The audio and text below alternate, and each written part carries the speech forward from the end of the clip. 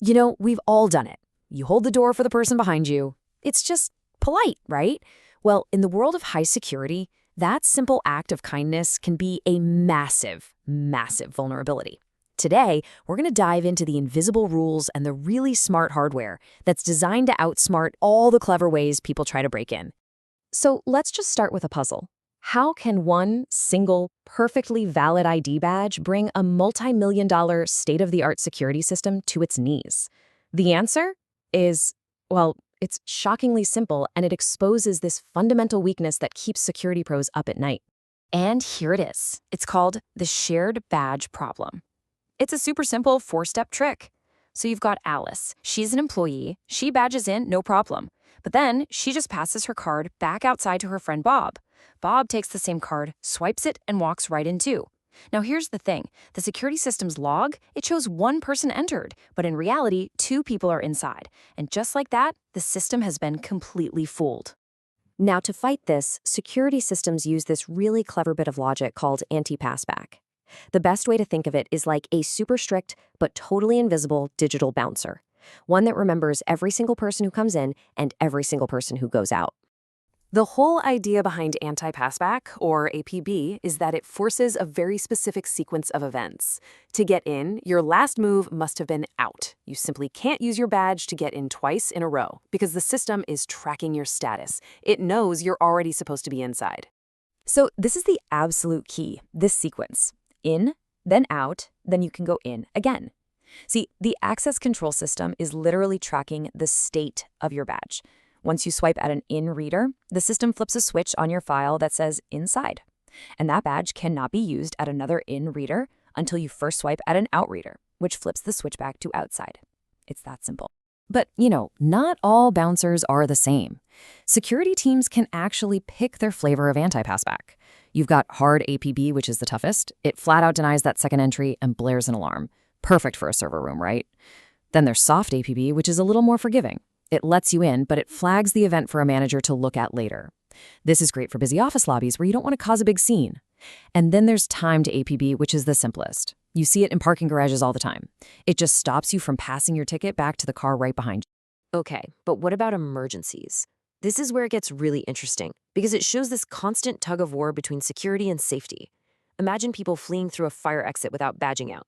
Their cards would be stuck in that inside state, which means they couldn't get back in, and that's a huge problem. That's why during a fire alarm, almost all of these systems automatically wipe the slate clean and reset all the anti-passback rules. Human safety always comes first. All right, so anti-passback is a great fix for the badge sharing problem, but what happens when someone just follows you through the door? This is the physical version of the problem, the unauthorized +1. Now, in the security world, there's a really important difference here. Piggybacking is cooperative. That's when you knowingly hold the door for someone. Maybe you're just trying to be nice. But tailgating, that's uncooperative, and it's way more sneaky. That's when someone slips in right behind you, and you might not even know they're there. They're both security breaches, for sure, but the intent behind them is totally different. A software rule like anti-passback can't stop a physical body from just walking through an open door. For that, you need hardware. We're talking physical barriers that are specifically designed to stop these kinds of physical threats. And the first line of defense you see in most modern buildings? The optical turnstile. I guarantee you've seen these in office lobbies. They look all sleek and futuristic, but they are packed with sensors. So here's how they work. They create this grid of invisible infrared beams across the lane. The logic is super simple. One valid badge swipe allows one person to walk through. If you swipe your badge and two of you try to walk through together, the beams detect two bodies breaking the grid and bam, an alarm goes off or those little glass barriers slam shut. They're really fast, which is great, but they have one huge weakness. You can usually just jump right over them. So for a real step up in security, we have security revolving doors. And trust me, these are way more than just a spinning entrance. They're actually sophisticated detection machines. Instead of simple beams, these doors use really advanced overhead sensors. We're talking 3D cameras to scan each little compartment as it rotates. If the system detects two people trying to squeeze into one section to tailgate, the door doesn't sound an alarm. It just stops and gently reverses, backing them right out of the building. No drama, no confrontation, just a simple, nope, try again.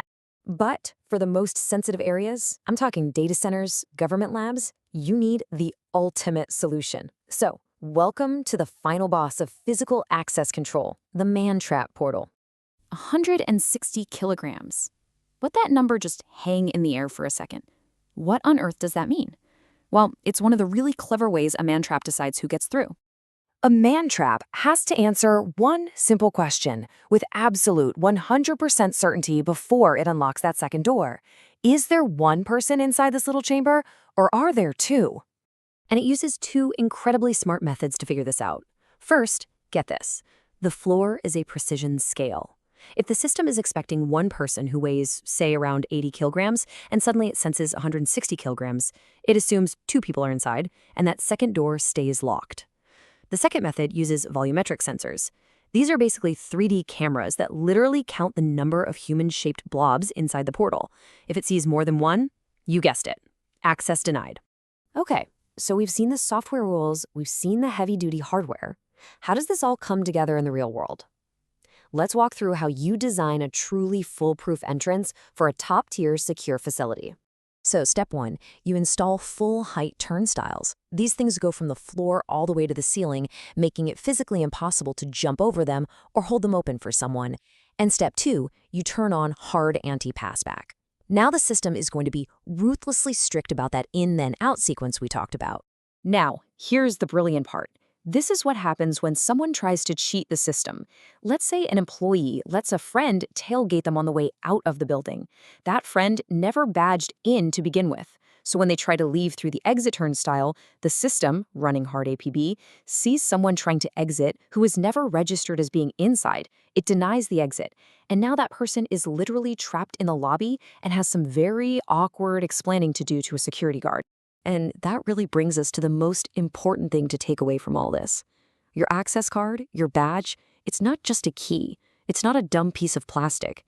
It's a token in a complex, logical system. A system that is constantly tracking your state, enforcing rules, and working together with physical hardware to make sure only the right people are in the right place at the right time. So the next time you swipe your card to get into the office, think about this. Yeah, it's opening a door for you, but it's also part of this invisible, intelligent web that is constantly collecting data and making decisions just to keep all their doors securely closed. Makes you wonder, what other invisible roles are running the world all around us?